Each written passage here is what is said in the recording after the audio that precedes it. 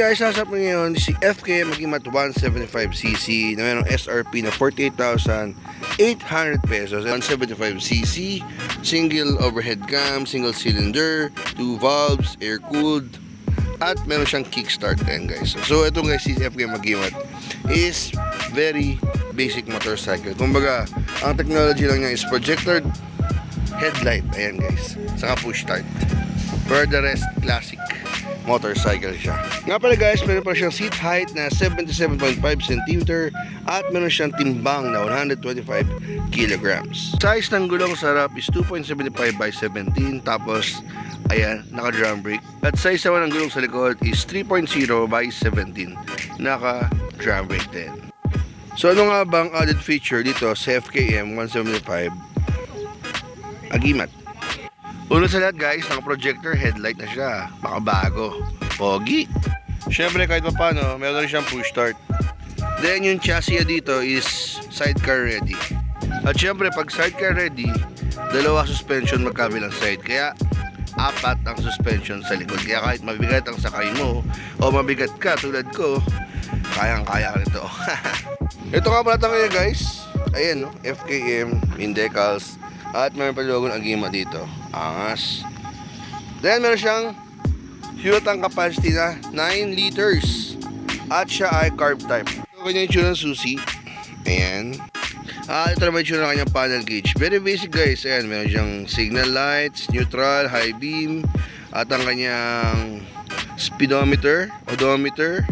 At ang kanyang RPM. At meron siyang gear indicator. Ang wala lang sa kanya is yung fuel gauge na kinaganda naman dito sa lock ng motor to is pwede siyang nakaganyan, naka-side sa right at naka-side sa left. So pwede mo siyang i-lock both sides. So dito sa left side, syempre ito yung clutch niya, high beam, low beam, signal lights at ang kanyang busina.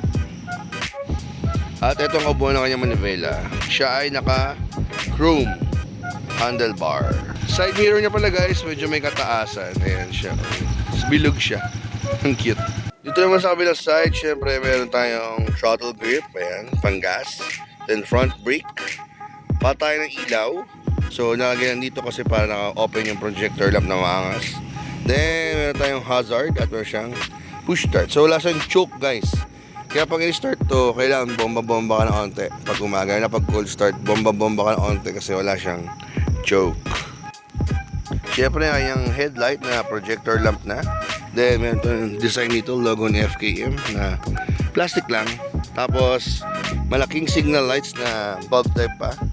Tapos telescopic suspension. Then meron tayong magkabilang reflector. Ngayon bilog, ganda. Tapos yung kanyang bakal OG, yung bakal na front fender. And syempre nakarayos na wheel set. Then ito yung kanyang silya, malambot naman ang cushion. At ito pa nga yung kanyang grab bar na pwede mo nalagyan, naka-ready na para lagyan ng top box. So di ko lang alam kung meron pang promo kasi last time nakita ko may promo kapag bumili ka to is meron ng kasamang top box. Light, yan, same OG sa mga lumang OG na motorcycle. Ayan, ganyan lang siya guys, square na bulb type, signal lights ganoon pa din, bulb type. Tapos syempre yung OG na fender talaga ng mga motorcycle is halos kadugtong na ng chassis. Ayan, tapos meron na lang siyang extender. Diba? Then ito yung engine niya na 175cc. Then yan shifter na dalawa. So kapag nasanay ka sa mga makabagong shifter, medyo maninibago ako dito kasi tatapakan mo talaga itong likod para magbawas. So up, up, down, down, no? Hanggang mag-neutral ka. Side stand, ayan siya, wala siyang kill switch. Then syempre may center stand siya. Then ito tapakan ng rider, tapakan ng angkas. Ayan. Then syempre chain and sprocket at yung dalawang shock absorber both sides magkabila. So apat ang shock niya. Then dito yan yung Agimat 175. So yan siya guys. Ito yung reserve, no? Patay ng gas. So yung mga sanay sa tricycle talaga na nagmumotor, yan yung mga pinapatay nila lagi para hindi magamit ng kanilang mga anak. So yan guys, Agimat 175.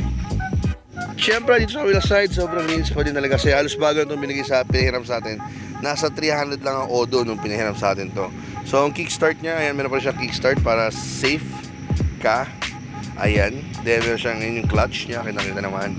Foot brake, napakalaki ng tapakan, no? Tapakan pa rin ni rider, tapakan niya ang kas, then yung kanyang tambucho. Bagong-bago pa, hindi pa nasusunog yung pintuan niya. Kita niyo naman. Then, ang cute ng kanyang ano, no? Ang tawag dito, nakalimutan ko na. Ayun, no? Ang cute. Tapos, syempre, yung preno, drum brake. So pakita ko sa inyo siya guys pag i-start siya. So wala siyang medyo maraming arte. Ayan lang, pag on, ganyan na, on na siya agad. Then, push start. Ayun. So minsan kapag pinush-start mo siya, kailangan may kasamang pagpiga sa gas. Ayan. So pag cold start siya, kailangan mo siyang gagawin lagi. Ayan. Nagagas-gas mo siya onte. Kasi mamamatay din siya. Okay. Sagad nyo. Ganon, so wala siyang choke. Then busina, sample ng busina, medyo masasateng eh. Diba? So yun naman guys pag i-start mo siya. So yun palang idling niya, nasa 1.5. Pero kapag cold start, nasa 1 lang yung bagsak ng bagsak. Ito, sobrang bata po. 392 odo. Diba? Ayos. Sa takbuhan, sakto lang, medyo mabe-brake si given na single cylinder tapos 2 valves pa. Yun nga, tapos may kabigatan din ako. At malakas pa rin naman yung hatak ng makina kasi umaabot pa ako ng 80 top speed eh. Pero naka ano na yun, gear 5 na yun. So hanggang gear 5 lang siya, 5 speed manual kasi to. So yun na naman guys, sa top speed to siguro kung medyo mas magaan kaya ito mag 100. Pero 80 kasi medyo nanginginig na eh. Nanginginig na talaga siya. So 100 siguro, malakas na vibration. Pero at least kaya pa rin ito ako lang 100. So yun, maraming salamat sa panood guys. So kung nagustuhan nyo ito, pasok pa sa budget nyo. Okay ba yung price para sa specs? So yun yung tsura nyo guys pag nakabukas. Ayan. So yun na naman, maraming salamat sa panood. At welcome back to me sa pagbablog. Ngayon naman ito nakapag-upload. So yun, please like, share, and subscribe. So kung nagustuhan nyo FKM Mag-i-Mat 175 for 48,800 pesos, bili na kayo. Or punta na kayo sa nearest FKM branch, check nyo. Makapagpa-test drive sana kayo. Ayan, at check nyo kung pwede itong pang negosyo, no? Pwede pa siya pang negosyo, pwede pang tricycle, pwede pang daily kung wala kayong budget pang motor, no? Gusto yun, parang OG ng motorcycle vibes lang, no? Ayan, so pwede naman siyang gawing classic bike guys, no? Konting modification lang to, pwede na maging classic looking bike na to lalo. Yun na, maraming salamat guys.